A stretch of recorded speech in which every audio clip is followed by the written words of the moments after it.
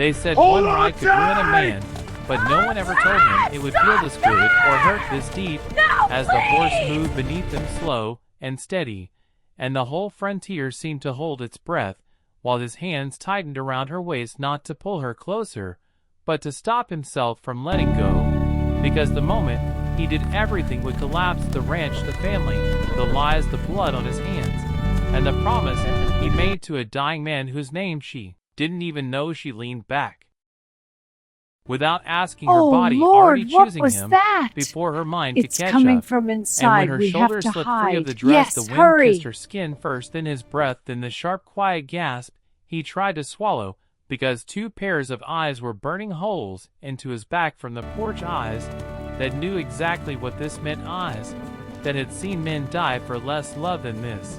And still he didn't move, because this wasn't a ride anymore, this was a line being crossed, and once crossed there was no coming back, not in the wild frontier, not where rules were written in dust and erased in blood.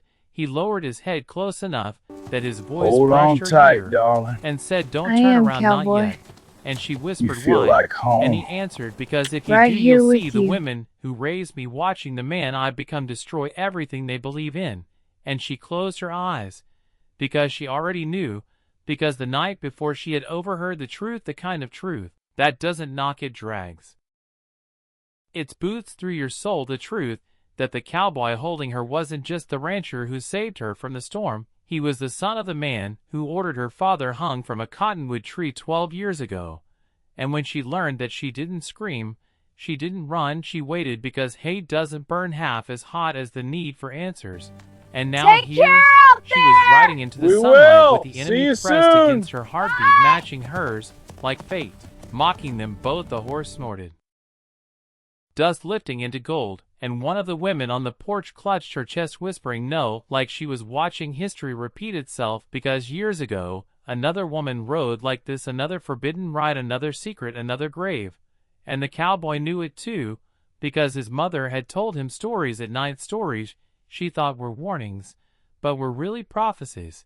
And he had sworn he would never become that man, never love like that, never choose a woman over blood.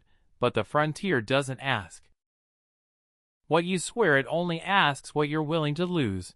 And when the horse stopped, he didn't let go, not when he should have, not when the wind went still, not when the woman behind them stepped forward and said his name the way only a mother can, with fear and disappointment braided together. He stayed, because the twist she didn't know yet was that he hadn't been there the night her father died.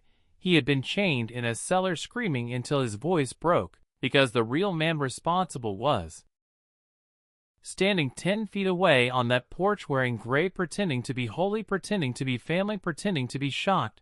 And when she finally turned around, everything changed, because the eyes staring back at her weren't judgment, they were guilt and terror, because the woman she thought was just a witness was the one who pulled the lever. And suddenly the ride wasn't about love anymore, it was about revenge and mercy, and which one would win before the sun dropped. And the frontier demanded payment, like it always does. And if you think this ends here, you're wrong, because the next choice he makes will either save her life or cost him his, and the truth is about to come out, whether anyone is ready or not. If this story pulled you, and don't look away, because what happens next is where love turns dangerous secrets surface, and the frontier decides who gets a future and who gets buried. So stay with me, hit like if you feel the tension, comment if you want part 2, and follow now, because the next ride is the one no one survives unchanged. He felt it the second her body went rigid against his chest, not fear, not yet, but the sharp stillness of someone whose world has just cracked open and is deciding whether to fall through or fight to stay standing.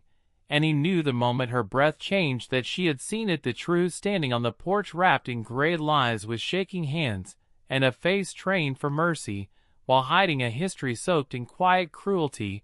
The horse shifted uneasy, sensing the storm between human hearts, and the cowboy finally loosened his grip, not because he wanted distance, but because he knew if he held her any longer she might turn and bury a knife into the wrong man, and that would end everything before it truly began. She slid off the saddle, slow, deliberate, like every movement was a choice being measured against blood memory and consequence. Her boots hit the dirt, and the sound echoed louder than a gunshot in his head, because once she stood on her own, there was no pretending this was just a ride anymore. This was confrontation, and the older woman stepped forward, lips trembling, eyes glassy, whispering the girl's name like it was a prayer, and the girl laughed, not loud, not soft, just hollow, because hearing her name from that mouth felt like salt on an open wound.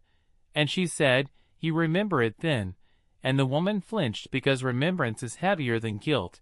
And the second woman, the one who raised him, who kissed his scraped knuckles, and told him the world was cruel, but not unkind, reached for him, as if to pull him back to boyhood, to safety, to ignorance.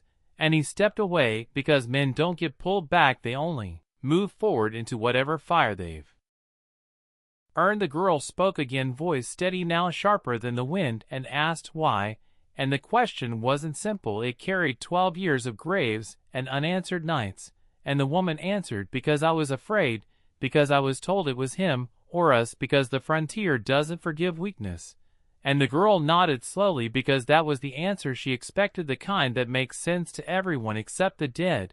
And the cowboy felt something tear inside him, because the twist tightening around his ribs was that he loved them both, the woman who raised him and the woman who should hate him. And the frontier would make him choose, because it always does. It doesn't allow balance, it demands sacrifice. And before anyone could speak again, the sound of hooves thundered from the ridge, dust rising like a warning, because secrets don't stay buried out here, they ride back armed and angry. And when the riders came into view, she stiffened, because she recognized the lead man, the one who had followed her since the river, the one who knew her real name and the bounty tied to it. And the cowboy cursed under his breath, because now love and truth weren't the only stakes. Survival had joined the game, and the men on horseback weren't here for justice, they were here for money and blood. And he moved without thinking, pulling her behind him, hand dropping to his gun, because some choices don't wait to be thought through. And his mother screamed his name again, but he didn't turn, because if he did, he might hesitate, and hesitation gets you killed. And the lead rider smiled, slow, ugly, and said, "Hand her over, and we leave the rest breathing." And the girl stepped forward before he could stop her.